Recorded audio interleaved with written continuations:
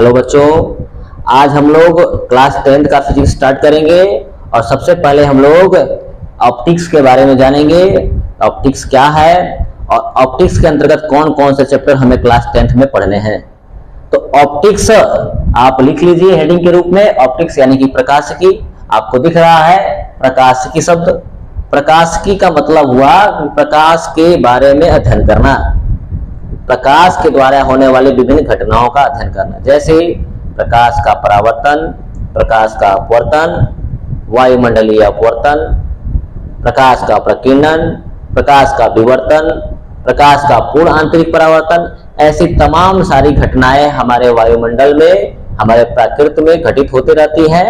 तो हमें इन्हीं घटनाओं का अध्ययन फिजिक्स के फर्स्ट चैप्टर, सेकेंड चैप्टर और थर्ड चैप्टर, यानी जो पहला चैप्टर है प्रकाश का परावर्तन यानी रिफ्लेक्शन ऑफ लाइट, दूसरा जो चैप्टर है रिफ्रैक्शन ऑफ लाइट यानी प्रकाश का अपवर्तन, और जो तीसरा चैप्टर है हमारा human I and atmospheric refraction यानी कि मानव नेत्र एवं वायुमंडलीय अपवर्तन। तो हम क्रम से बारी बारी से सभी चैप्टर्स का अध्ययन करेंगे, लेकिन उसको अध्ययन करने से पहले हमें प्रकाशिकी के बारे में समझना है, ऑप्टिक्स के बारे में समझना है। तो आपको ये प्रकाशिकी शब्द से ज्ञात हो रहा होगा कि प्रकाशिकी का तात्पर्य प्रकाश से है। क्या आपने प्रकाश देखा होगा? अपने चारों ओर प्रकाश देखा होगा। प्रकाश जब होता है तो हमें वस्तुएं दिखाई देती हैं, जब प्रकाश नहीं होता है तो हमें वस्तुएं नहीं दिखाई देती हैं। तो प्रकाश के द्वारा होने वाली जो घटनाएं हैं हमारे प्रकृति में, उन्हीं का अध्ययन जिस हम लोग भौतिक शास्त्र की शाखा में करते हैं, उसी को हम लोग ऑप्टिक्स यानी कि प्रकाशिकी के नाम से जानते हैं। तो आप डिफिनेशन लिख सकते हैं प्रकाशिकी का, भौतिक शास्त्र की वह शाखा या भौतिकी की वह शाखा जिसके अंतर्गत हम प्रकाश एवं प्रकाश के द्वारा होने वाली विभिन्न घटनाओं का अध्ययन करते हैं, प्रकाशिकी कहलाता है। और प्रकाश के द्वारा होने वाली घटनाएं क्या है? जैसे प्रकाश का परावर्तन आप लिख सकते हैं, जैसे प्रकाश का परावर्तन, प्रकाश का अपवर्तन, पूर्ण आंतरिक परावर्तन, प्रकाश का प्रकीर्णन इत्यादि। तो हमने सीखा कि ऑप्टिक्स क्या है। तो प्रकाश के द्वारा होने वाली जो घटनाएं होती है उनके बारे में जब हम अध्ययन करते हैं और प्रकाश के बारे में अध्ययन करते हैं तो उस शाखा का हम नाम दिए हैं क्या? प्रकाशिकी। तो हम लोग प्रकाशिकी के अंतर्गत जो हमारा फर्स्ट चैप्टर है उसका नाम है हमारा प्रकाश का परावर्तन। इसको हम लोग स्टार्ट करने जा रहे हैं। इसके बारे में डिटेल्स में पूरा जानकारी इकट्ठा करेंगे और अपने बोर्ड की तैयारी को बेहतर से बेहतर बनाते जाएंगे। इसको इंग्लिश में बोलते हैं reflection of light, reflection of light यानी कि प्रकाश का परावर्तन। ये हमारा फर्स्ट चैप्टर है। हम इसके बारे में अध्ययन करना प्रारंभ करेंगे और डिटेल्स में जानकारी इकट्ठा करेंगे। आइए देखते हैं प्रकाश का परावर्तन। तो नाम से स्पष्ट है प्रकाश का परावर्तन होने वाला है। तो प्रकाश का परावर्तन को समझने से पहले हमें प्रकाश के बारे में समझना पड़ेगा कि आखिर प्रकाश होता क्या है। आपने प्रकाश तो देखा ही है, जब आपको प्रकाश, जब आपके आसपास प्रकाश उपस्थित होता है तो वस्तुएं दिखाई देती हैं, और जब अंधेरा हो जाता है यानी प्रकाश उपस्थित नहीं होता है तो हमें वस्तुएं दिखाई नहीं देती है। जैसे आप एक अंधेरे कमरे में प्रवेश करते हैं तो आपको वस्तुएं दिखाई नहीं देती है, लेकिन जैसे ही बल्ब जलाते हैं आपको वस्तुएं आसानी से दिखाई देने लगती है।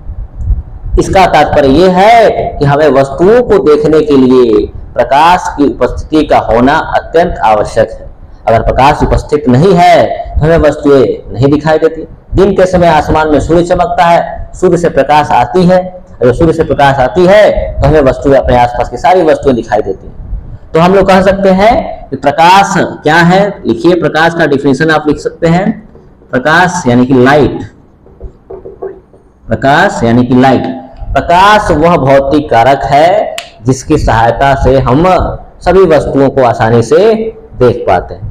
आप डिफिनेशन लिख सकते हैं इसका, प्रकाश वह भौतिक कारक है जिसकी सहायता से हम वस्तुओं को आसानी से देख पाते हैं। ठीक है, अब प्रकाश तो समझ में आ गया कि प्रकाश वह कारक है जिसकी सहायता से हम वस्तुओं को देख पाते हैं। प्रकाश उपस्थित है तो वस्तुएं दिखाई देंगी, प्रकाश उपस्थित नहीं है तो प्रकाश के उपस्थित नहीं होने के कारण वस्तुएं दिखाई नहीं देती है।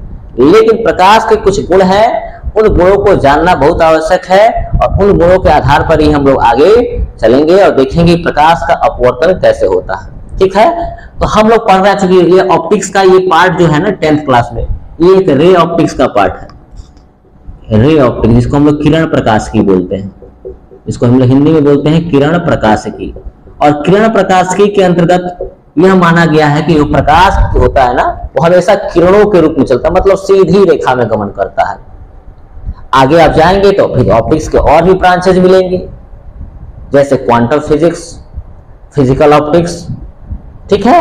लेकिन हमें अभी पढ़ना है केवल रे ऑप्टिक्स, यानी कि इसको ही रे ऑप्टिक्स को ज्योमेट्रिकल ऑप्टिक्स के भी नाम से जाना जाता है। हिंदी में आप जो किरण प्रकाशिकी या ज्यामितीय प्रकाशिकी कहते हैं। तो हम लोग किरण प्रकाशिकी का एक पार्ट पढ़ रहे हैं, जिसमें हम अंतर्गत प्रकाश का परावर्तन पढ़ रहे हैं, और प्रकाश के अंतर्गत हमने प्रकाश के अपवर्तन के अंतर्गत हमने प्रकाश के बारे में जान लिया है।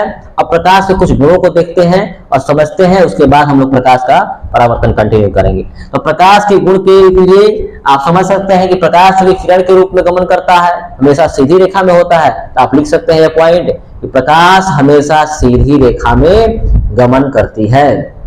किरण ऑप्टिक्स के अंतर्गत ही, केवल किरण ऑप्टिक्स के अंतर्गत ही हम लोग कह सकते हैं कि प्रकाश हमेशा सीधी रेखा में गमन करते हैं। जबकि आप क्वांटम ऑप्टिक्स पढ़ेंगे तो आपको पता चलेगा कि क्वांटम ऑप्टिक्स के अंतर्गत जो प्रकाश होता है ना, एनर्जी के पैकेट के रूप में होता है, जिसको हम लोग क्वांटा कहते हैं। और क्वांटा के अंतर्गत प्रकाश की किरणें जो होती है वो चलती है। तो प्रकाश की किरणें यहाँ पर केवल रे ऑप्टिक्स के अंतर्गत कही जाएंगी, और वहां पर जो प्रकाश चलता है तो उसमें एनर्जी के पैकेट के रूप में माना जाता है। लेकिन हमें क्या पढ़ना है, केवल और केवल किरण प्रकाशिकी पढ़ना है। और किरण प्रकाशिकी के अंतर्गत हमें समझ में आ चुका है कि किरण प्रकाशिकी के अंदर प्रकाश जो होता है किरण के रूप में गमन करती है, सीधी रेखा में गमन करती है। तो आप लिख सकते हैं पहला पॉइंट, प्रकाश हमेशा सीधी रेखा में गमन करती है। दूसरा पॉइंट हो सकता है कि प्रकाश जो होता है ना, विद्युत चुंबकीय तरंग होता है। प्रकाश जो होता है विद्युत चुंबकीय तरंग होता है। इसको इंग्लिश में बोलेंगे इलेक्ट्रोमैग्नेटिक वेव। आपने पहली बार ये नाम सुना है। प्रकाश का प्रकाश के बारे में हम जान चुके हैं कि प्रकाश वह भौतिक कारक है जिसकी सहायता से हम वस्तुओं को देख पाते हैं। लेकिन एक्चुअल मीनिंग प्रकाश जो है ना, प्रकाश क्या है, विद्युत चुंबकीय तरंग होता है, इलेक्ट्रोमैग्नेटिक वेव होता है। और इलेक्ट्रोमैग्नेटिक वेव के अंतर्गत बहुत सारी किरणें पाई जाती हैं। तो प्रकाश के बारे में देखिए, सभी प्रकाश के द्वारा हमें वस्तुएं दिखाई नहीं देती, केवल एक ऐसा पार्ट होता है इलेक्ट्रोमैग्नेटिक वेव का जिसकी सहायता से हम वस्तुओं को देख पाते हैं, जिसको हम लोग कहते हैं विजिबल रे, दृश्य किरणें। दृश्य किरणें जिनका तरंगदैर्घ्य लगभग 400 नैनोमीटर से 750 नैनोमीटर के बीच होता है। दृश्य किरणें ऐसी किरणें होती हैं इलेक्ट्रोमैग्नेटिक वेव की जिनका तरंगदैर्घ्य 400 नैनोमीटर से 750 नैनोमीटर के बीच होता है। और इन तरंगदैर्घ्य वाली किरणों के कारण ही हमें वस्तु दिखाई देती है, जिसको आप लोग विबग्योर के नाम से जानते हैं। विबग्योर नाम सुना होगा आपने, VIBGYOR, violet, indigo, blue, green, yellow, orange and red. ये विबग्योर जो है ना, इसी की सहायता से हमें वस्तुएं दिखाई देती है, जिसका रेंज कितना है, 400 नैनोमीटर से 750 नैनोमीटर। तो प्रकाश जो होता है ना, विद्युत चुंबकीय तरंग के रूप में होता है। और प्रकाश की सहायता से हम वस्तु को देखते हैं तो कौन सी किरणों की सहायता से देखते हैं, केवल और केवल विबग्योर की सहायता से देखते हैं। यानी कि इनको बोलते हैं हम लोग, विबग्योर को ही बोला जाता है विजिबल लाइट या विजिबल रे। विजिबल लाइट कह सकते हैं या विजिबल रे भी कह सकते हैं। दृश्य किरणें, इसको हिंदी में बोलते हैं दृश्य किरणें। दृश्य किरणें, इन किरणों की सहायता से हम वस्तुओं को देख पाते हैं। अगर बाकी बात करें विद्युत चुंबकीय तरंग में, तो बहुत सारी किरणें आती हैं। इनके अंतर्गत रेडियो वेव आता है। इनके अंतर्गत क्या आता है, रेडियो वेव आता है, या रेडियो रे लिख सकते हैं आप। उसके बाद माइक्रोवेव आता है, रेडियो किरणें या रेडियो तरंग। माइक्रोवेव यानी कि सूक्ष्म किरणें आती हैं। उसके बाद इंफ्रारेड आता है, इंफ्रारेड, जिसको आप हिंदी में औरक्त किरणें बोलते हैं। उसके बाद आता है हमारा विजिबल रे। यही पार्ट जो है ना, इसी के सहायता से हम वस्तुओं को देख पाते हैं। बाकी ये जो ऊपर की ओर है, ये जो है हमारे विद्युत चुंबकीय तरंग के ही पार्ट है, लेकिन उनकी सहायता से हम वस्तुओं को नहीं देख पाते हैं। केवल और केवल विजिबल लाइट जो होता है, विजिबल रे होता है या विजिबल वेव कह सकते हैं, इनकी सहायता से हमें वस्तु दिखाई देती है। बाकी और भी बहुत सारी किरणें होती हैं। अल्ट्रा वायलेट रे होता है, अल्ट्रा वायलेट रे होता है। इसके अलावा आपने और भी कई सारे किरणों का नाम सुना होगा, एक्सरे का नाम सुना होगा, गामा रे का नाम सुना होगा। तो ये सारे जो होते हैं ना इलेक्ट्रोमैग्नेटिक वेव यानी कि विद्युत चुंबकीय तरंग के पार्ट होते हैं। लेकिन हमें किसकी सहायता से वस्तुएं दिखाई देती हैं? केवल और केवल विजिबल रे यानी कि दृश्य किरणों की सहायता से ही हमें वस्तु दिखाई देती है। इसका तरंग दैर्ध्य बताया हमने अभी 400 नैनोमीटर से लेकर 750 नैनोमीटर के बीच होता है और इनको ही हम लोग कहते हैं विबग्योर। और विबग्योर की सहायता से ही हम वस्तुओं को देख पाते हैं। तो आपने समझा प्रकाश जो होता है ना विद्युत चुंबकीय तरंग के रूप में होता है और विद्युत चुंबकीय तरंग के अंतर्गत एक ऐसा भाग जिसका 400 नैनोमीटर से 750 नैनोमीटर तक तरंग दैर्ध्य होता है। इस तरंग दैर्ध्य वाले प्रकाश को हम लोग कहते हैं विजिबल रे यानी कि दृश्य किरणें और इन्हीं दृश्य किरणों के कारण हमें वस्तु आसानी से दिखाई देती है। ठीक है, अब आगे और एक देखते हैं। तो प्रकाश जो होता है अलग अलग माध्यम में अलग अलग वेग दिखाता है। प्रकाश का वेग जो होता है अलग अलग माध्यम में अलग अलग वेग दिखाता है। जैसे जब प्रकाश निर्वात में गमन करती है तो निर्वात में लगभग वेग प्रकाश का 3 लाख किलोमीटर प्रति सेकेंड होता है। मतलब प्रकाश की किरणें जो होती हैं 1 सेकेंड में 3 लाख किलोमीटर दूरी तय कर लेती है। जबकि ये तो हो गया हवा की बात, या इसको निर्वात कह सकते हो। हवा या निर्वात में लगभग वेग माना गया है 3 लाख किलोमीटर पर सेकंड। मतलब प्रकाश जो है 1 सेकंड में 3 लाख किलोमीटर की दूरी तय कर लेती है, काफी तीव्र गति से चलती है। जबकि पानी की बात करें तो जैसे ही पानी में प्रकाश गमन करना प्रारंभ करता है इसका वेग घट के 2,25,000 मीटर पर सेकंड होता है, 2,25,000 किलोमीटर प्रति सेकंड हो जाता है। जबकि एक बात करें कांच की तो कांच में और घट जाता है, लगभग वेग हो जाता है इसका 2 लाख किलोमीटर पर सेकंड। मतलब 1 सेकंड में 2 लाख किलोमीटर की दूरी तय करेगी। तो अलग अलग माध्यम में प्रकाश अलग अलग वेग को प्रदर्शित करता है, अलग अलग वेग से गमन करता है। तो ये भी आप लिख सकते हैं कि प्रकाश की किरणें अलग अलग माध्यम में अलग अलग वेग से गमन करती हैं। जैसे हवा या निर्वात कह सकते हैं, उसमें प्रकाश का वेग लगभग 3 लाख किलोमीटर पर सेकंड होता है। पानी में लगभग 2,25,000 किलोमीटर पर सेकंड होता है, जबकि कांच में लगभग 2 लाख किलोमीटर पर सेकंड होता है। इसी प्रकार से अन्य माध्यमों में प्रकाश का वेग भी और अलग अलग वेग पाए जाते हैं। ठीक है, तो ये समझ में आ रहा है प्रकाश क्या है। हमने समझा प्रकाश वह भौतिक कारक है जिसकी सहायता से हम वस्तु को आसानी से देख पाते हैं। और प्रकाश के कुछ गुणों के बारे में अध्ययन किया तो हमें ये पता चला कि प्रकाश जो होता है विद्युत चुंबकीय तरंग होता है और विद्युत चुंबकीय तरंग के अंतर्गत विभिन्न सारी किरणें पाई जाती हैं, विभिन्न प्रकार के तरंग पाए जाते हैं जिनमें विजिबल रे जो होता है, विजिबल वेव जो होता है इसका तरंग है 400 नैनोमीटर से 750 नैनोमीटर के बीच होता है। इनको हम लोग विबग्योर के नाम से जानते हैं। इन्हीं किरणों की सहायता से हम वस्तुओं को आसानी से देख पाते हैं। अगर आप चाहें विद्युत चुंबकीय तरंग की परिभाषा लिखना, डिफिनेशन लिखना तो वो भी समझ सकते हैं कि ऐसी तरंगे हैं, विद्युत चुंबकीय तरंग ऐसी तरंगे हैं जो अपने आसपास विद्युतीय क्षेत्र और साथ में चुंबकीय क्षेत्र दोनों ही उत्पन्न करती हैं। विद्युतीय क्षेत्र और चुंबकीय क्षेत्र उत्पन्न करने वाले तरंग को ही क्या कहते हैं? विद्युत चुंबकीय तरंग कहते हैं। तो ये बात आपको समझ में आ गया कि प्रकाश क्या है और प्रकाश के कुछ गुणों के बारे में हमने जाना। अब हम लोग पढ़ते हैं प्रकाश स्रोत के बारे में। प्रकाश स्रोत क्या होते हैं उनको समझते हैं और फिर आगे बढ़ते हैं। तो हेडिंग लगाइए प्रकाश स्रोत, लाइट सोर्स। उसको इंग्लिश में बोलेंगे लाइट सोर्स। प्रकाश स्रोत इंग्लिश में इसको बोलेंगे लाइट सोर्स। लाइट सोर्स तो कोई भी स्रोत जहां से क्या उत्पन्न होने लगे? प्रकाश उत्पन्न हो। जैसे सूर्य है हमारा, सूर्य क्या करता है? प्रकाश उत्पन्न करता है। सूर्य से प्रकाश उत्पन्न होता है। बल्ब है, बल्ब से प्रकाश उत्पन्न होता है। टॉर्च है, टॉर्च से प्रकाश उत्पन्न होता है। तो जो भी प्रकाश उत्पन्न करने वाले स्रोत हैं उन्हीं को हम लोग प्रकाश स्रोत कहेंगे, लाइट सोर्स कहेंगे। और जो प्रकाश उत्पन्न नहीं करेंगे उनको प्रकाश स्रोत नहीं कह सकते हैं। तो आप डेफिनेशन लिख सकते हैं प्रकाश स्रोत का कि वे स्रोत जिनसे प्रकाश उत्सर्जित होता है उन्हें हम लोग प्रकाश स्रोत कहते हैं। अब प्रकाश स्रोत 2 प्रकार के पाए जाते हैं। एक तो जो प्रकृति के द्वारा दिया गया है, जो ईश्वर ने प्रदान किया है, और दूसरा जिसे मनुष्य ने बनाया है। तो प्रकाश स्रोत जो होते हैं 2 प्रकार के हैं। पहला जो लिख सकते हैं आप प्राकृतिक प्रकाश स्रोत,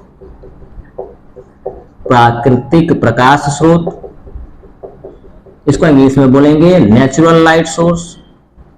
नेचुरल लाइट सोर्स, और जो दूसरा है उसको बोलेंगे हम लोग कृत्रिम प्रकाश स्रोत। कृत्रिम प्रकाश स्रोत, या इसी को आप कह सकते हैं मानव निर्मित प्रकाश स्रोत। मानव निर्मित प्रकाश स्रोत, मानव निर्मित प्रकाश स्रोत।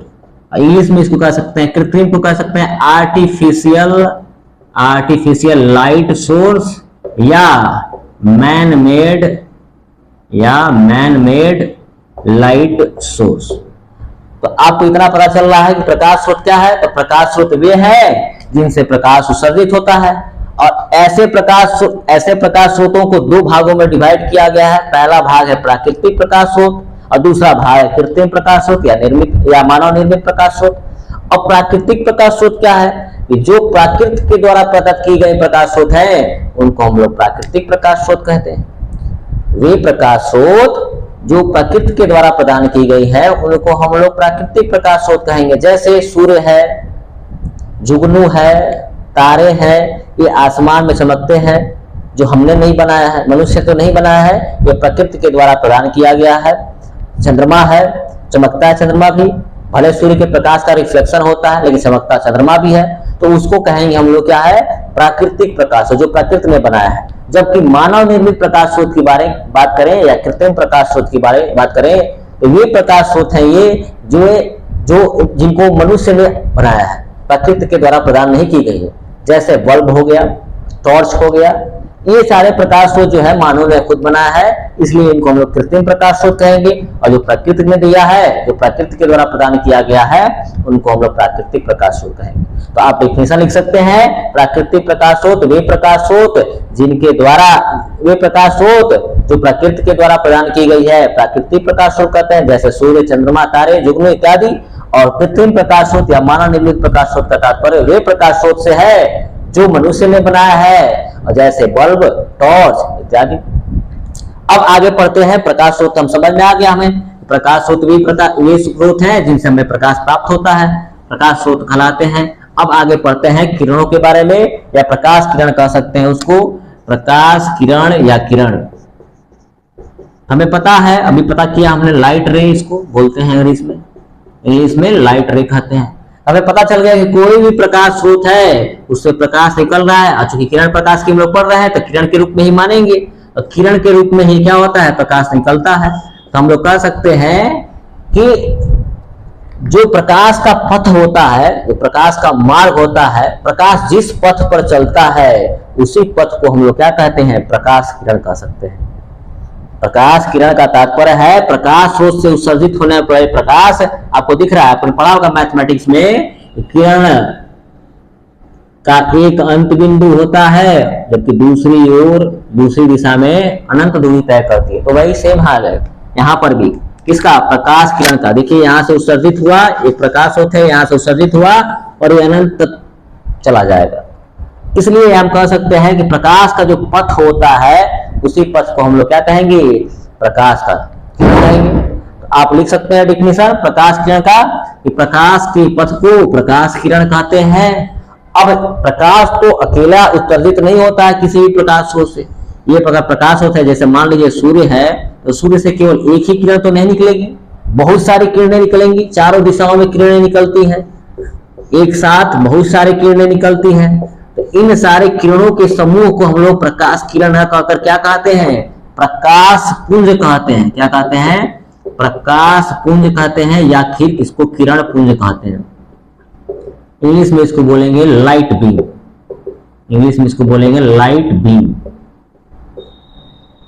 तो जो किसी भी प्रकाश स्रोत की बात करें, चाहे सूर्य हो, चाहे बल्ब हो या टॉर्च हो, कुछ भी है प्रकाश स्रोत, उन प्रकाश स्रोत से सिंगल रे नहीं निकलते, बहुत सारी प्रकाश की किरणें निकलती हैं। और जब बहुत सारे प्रकाश की किरणें निकलती है तो इन्हीं प्रकाश किरणों के समूह को हम लोग नाम दिए हैं किरण पुंज या प्रकाश पुंज। तो आप डिफिनेशन लिख सकते हैं किरण पुंज या प्रकाश पुंज का, कि किसी प्रकाश स्रोत से निकलने वाले प्रकाश की किरणों के समूह को प्रकाश पुंज या किरण पुंज कहते हैं। अब किरण पुंज या प्रकाश पुंज को भी डिवाइड किया जाता है, 3 पार्ट में इसको भी डिवाइड किया गया है। एक तो पैरेलल होता है, बिल्कुल समांतर चलती है, दूसरा एक बिंदु पर आके मिलती है, और तीसरा एक बिंदु से निकलकर फैलते चल जाती हैं। तो आइए देखते हैं, पहला पार्ट है हमारा प्रकाश पुंज का पहला पार्ट जो है समांतर किरण पुंज या समांतर प्रकाश पुंज, जिसको इंग्लिश में हम लोग बोलेंगे पैरेलल लाइट बीम या पैरेलल बीम केवल लिख सकते हैं, पैरेलल बीम। अब पैरेलल बीम में क्या होने वाला है, प्रकाश की किरणें किसी भी प्रकाश स्रोत से निकलेंगी हमेशा क्या होंगी, एक दूसरे के समांतर क्या करेंगी, गति करते हुए दिखाई देंगी। जब प्रकाश की किरणें एक ही दिशा में समांतर होकर चलती हैं, तो ऐसे किरण पुंज को हम लोग क्या कहते हैं, समांतर किरण पुंज कहते हैं। सिंपल सा आप डिफिनेशन लिख सकते हैं समांतर किरण पुंज का, वह किरण पुंज जिसमें प्रकाश की किरणें एक दूसरे के समांतर होती हैं, समांतर किरण पुंज कहते हैं। दूसरा है अभिसारी किरण पुंज, अभिसारी किरण पुंज, इसको इंग्लिश में बोलेंगे कन्वर्जिंग बीम। अब कन्वर्जिंग बीम में क्या होने वाला है कि प्रकाश की किरणें जो होती हैं एक बिंदु पर आपको आती हुई प्रतीत होंगी। प्रकाश स्रोत से, किसी भी प्रकाश स्रोत से प्रकाश की किरणें किसी एक बिंदु पर आती हुई प्रतीत होंगी, ऐसे किरण पुंज के हम लोग कहेंगे अभिसारी किरण पुंज। जब प्रकाश की किरणें किसी एक बिंदु पर आती हुई प्रतीत होती हैं, आपको दिखाई देगा ये एक ही बिंदु पर आकर प्रकाश की किरणें मिल रही हैं, तो ऐसे किरण पुंज को हम लोग क्या कहेंगे, अभिसारी किरण पुंज कहेंगे, यानी कि कन्वर्जिंग बीम कहेंगे। जबकि थर्ड वन जो है, तीसरा जो है अपसारी किरण पुंज, अपसारी किरण पुंज, जिसको इंग्लिश में हम लोग बोलेंगे डाइवर्जिंग बीम, डाइवर्जिंग बीम। अब डाइवर्जिंग बीम में क्या होने वाला है, किसी एक बिंदु से प्रकाश की किरणें निकलेंगी और फैलती चले जाएंगी, तो ऐसे किरण पुंज को हम लोग क्या कहेंगे, अपसारी किरण पुंज कहेंगे। बिल्कुल आसानी से समझ में आ रहा होगा। समांतर किरण पुंज का तात्पर्य, जब प्रकाश की किरणें एक दूसरे के समांतर होती है, तो ऐसे किरण पुंज को समांतर किरण पुंज कहेंगे। जब प्रकाश की किरणें किसी एक बिंदु पर आती हुई प्रतीत होती है, तो ऐसे किरण पुंज को हम लोग अभिसारी किरण पुंज कहेंगे। और जब प्रकाश की किरणें एक बिंदु से निकलकर फैलती हुई दिखाई देती है, तो ऐसे किरण पुंज को हम लोग अपसारी किरण पुंज कहेंगे। समझ में आ रहा है इतना। अब आगे हम लोग पढ़ेंगे प्रकाश का परावर्तन। प्रकाश का परावर्तन पढ़ने वाले हैं, हमारा मेन टॉपिक आ गया। हमने प्रकाश के बारे में जाना, प्रकाश के गुणों का अध्ययन किया, प्रकाश स्रोत को समझा, किरण पुंज के बारे में समझा। अब हम पढ़ने जा रहे हैं प्रकाश का परावर्तन। देखिए, जब प्रकाश स्रोत है, जैसे सूर्य है, मान लीजिए एक स्रोत है, सोर्स है, कोई सूर्य है या बल्ब है, कुछ भी है, तो इन प्रकाश स्रोत से क्या निकलती है, प्रकाश की किरणें निकलती हैं। अब ये प्रकाश की किरणें किसी वस्तु के सतह से टकराएंगी, किसी वस्तु के सतह से टकराएंगी। जैसे मान लीजिए ये हमारा डस्टर है, अब इस डस्टर में कितने सतह दिखाई देते हैं आपको, एक ऊपर वाला एक सतह है, आगे का सतह, पीछे का सतह, साइड में सतह, इधर सतह, नीचे सतह, इसमें सतह दिखाई दे रही है। किसी वस्तु की विभिन्न सतहें होती है, तो जब सतह पर प्रकाश की किरणें आपतित होंगी, तो उस सतह से टकराकर जिस माध्यम से आ रही है, जैसे मान लीजिए हवा से आ रही है या पानी में है तो पानी में प्रकाश चल रही है, किसी भी माध्यम में अगर प्रकाश की किरणें किसी वस्तु के सतह से टकराती है और टकराने के बाद उसी माध्यम में पूरा दूसरी ओर गमन कर लेती है, तो ऐसी घटना को क्या कहेंगे, प्रकाश का परावर्तन कहेंगे। जैसे मान लीजिए किसी प्रकाश स्रोत से ये हमारी प्रकाश की किरण आपतित हुई इस वस्तु के सतह पर, इस वस्तु से टकराई और टकरा के इसे क्या हो गई, दूसरी ओर गमन करने लगी, तो ऐसी घटना को हम लोग क्या कहेंगे, प्रकाश का परावर्तन। जैसे ये हमारा स्रोत है, प्रकाश की किरण यहाँ से आपतित हुई किसी वस्तु के सतह पर और टकराई, और टकराने के बाद पुनः उसी माध्यम में दूसरी ओर लौट गई, ऐसी घटना को हम लोग क्या कहेंगे, प्रकाश का परावर्तन कहेंगे। तो आप चाहे तो डिफिनेशन लिख सकते हैं प्रकाश का परावर्तन का, जब किसी प्रकाश स्रोत से प्रकाश की किरणें किसी वस्तु के सतह पर आपतित होती है, तो उस वस्तु से टकराकर पुनः उसी माध्यम में लौटने की घटना को ही क्या कहेंगे, प्रकाश का परावर्तन कहेंगे। मैंने केवल एक किरण को शो किया, आप चाहे तो बहुत सारी किरणों को शो कर सकते हैं, बहुत सारी किरणों को शो कर सकते हैं। बहुत सारी किरणें जो होती हैं टकराकर क्या होती हैं, दूसरी दिशा में गमन करती हैं। ऐसे तमाम सारी किरणें आप बना सकते हैं, लेकिन समझने के लिए केवल एक किरण बनाना काफी है। हमने सीखा प्रकाश का परावर्तन क्या है, तो किसी भी प्रकाश स्रोत से आने वाली प्रकाश की किरणें किसी वस्तु के सतह टकरा कर पुनः उसी माध्यम में लौट जाती है। प्रकाश के टकरा कर लौटने की जो ये घटना है उसी माध्यम में, उसको हम लोग क्या कहेंगे, प्रकाश का परावर्तन कहेंगे।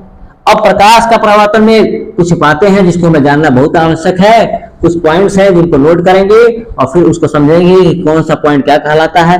देखिए जैसे हमने पढ़ाया कि प्रकाश स्रोत था और प्रकाश स्रोत से हमारी किरणें आपतित हुई और टकरा कर पुनः उसी माध्यम में लौट गई, तो जो किरण आपतित हुई है उसको हम लोग नाम दी है आपतित किरण। प्रकाश स्रोत से, सोर्स कोई भी है, कोई प्रकाश स्रोत है जिससे प्रकाश से किरण आपतित हुई है उसको हम लोग कहते हैं आपतित किरण। इंग्लिश से बोलते हैं इंसिडेंट रे, इंसिडेंस रे। जो किरण किसी वस्तु के सतह पर आपतित होती है उस किरण को हम लोग आपतित किरण कहते हैं। जबकि सतह के जिस बिंदु पर प्रकाश से किरण आपतित होती है उस बिंदु को हम नाम देते हैं आपतन बिंदु। इस बिंदु को क्या नाम दिया गया है, आपतन बिंदु, point of incidence, point of incidence, point of incidence. और सतह से टकरा कर जो उसी माध्यम में लौटने वाली किरण है दूसरी ओर, उस किरण को हम लोग नाम दिए हैं परावर्तित किरण। उस किरण को हम लोग क्या नाम दिया है, परावर्तित किरण, रिफ्लेक्टेड रे, रिफ्लेक्टेड रे। तो यहां समझ में आ रहा है कि प्रकाश स्रोत से आने वाली किरण को क्या कहेंगे, आपतित किरण। आपतित किरण सतह के जिस बिंदु से टकराती है उस बिंदु को हम लोग आपतन बिंदु कहते हैं और टकरा कर उसी माध्यम में दूसरी ओर लौटने वाली को परावर्तित किरण कहते हैं, रिफ्लेक्टेड रे कहते हैं। अब इस पर अगर हमें यहाँ पर लंब खींच दूं, ऐसे बुक्स में ऐसे खींचा हुआ है लंब, आप चाहे तो और नीचे तक खींच सकते हैं। अगर मैं इस पर लंब खींच दूं तो इस लंब को क्या कहते हैं, अभिलंब कहते हैं, नॉर्मल जिसको बोलते हैं इंग्लिश में। आपतन बिंदु पर खींचे गए लंब को ही क्या कहते हैं, अभिलंब कहते हैं। सिंपल सा बात, आपतन बिंदु पर खींचा गया लंब ही क्या कहलाता है, अभिलंब कहलाता है। अब देखिए यहाँ प्रकाश का क्या हो रहा है, परावर्तन हो रहा है, प्रकाश का परावर्तन हो रहा है। वस्तु के जिस सतह पर प्रकाश का परावर्तन होगा, वस्तु के जिस सतह पर प्रकाश का परावर्तन होगा उस सतह को हम लोग परावर्तक सतह कहेंगे, उस सतह को परावर्तक सतह कहेंगे। इंग्लिश में उसको रिफ्लेक्टर बोलते हैं। जिस सतह से प्रकाश के परावर्तन की घटना होगी, या कह सकते हैं आपतित किरण का टकराना और टकरा कर वापस उसी माध्यम में लौटना, जिस सतह पर होती है उस सतह को हम लोग क्या बोलते हैं, परावर्तक सतह कहते हैं। और उस सतह के आपतन बिंदु पर जो खींचा गया लंब है हमारा अभिलंब कहलाता है, इसको इंग्लिश में नॉर्मल बोलते हैं। अब यहाँ देखिए आपतित किरण और अभिलंब के बीच एक कोण बन रहा है, आपतित किरण और अभिलंब के बीच एक कोण बन रहा है। इस कोण को हम लोग नाम दिए हैं आपतन कोण। इस कोण को नाम देंगे आपतन कोण, angle of incidence, angle of incidence. और इसको प्रायः आई से सूचित किया जाता है। किससे सूचित किया जाता है, आई से सूचित किया जाता है। आपतित किरण और अभिलंब के बीच जो बनने वाला कोण है उसको आपतन कोण कहते हैं, इंग्लिश में उसको एंगल ऑफ इंसिडेंस कहेंगे, उसको आई से सूचित किया जाता है। जबकि परावर्तित किरण और अभिलंब के बीच में एक कोण बनते हुए आपको दिखाई दे रहा है, इस कोण को हम लोग नाम दिए हैं परावर्तन कोण, परावर्तन कोण। इसको इंग्लिश में बोलेंगे angle of reflection, angle of reflection, और इसको प्रायः आर से सूचित किया जाता है। तो हमें इतना बात समझ में आ रहा है, प्रकाश के परावर्तन में कुछ पॉइंट्स हैं जो हमें देखना जानना जरूरी है।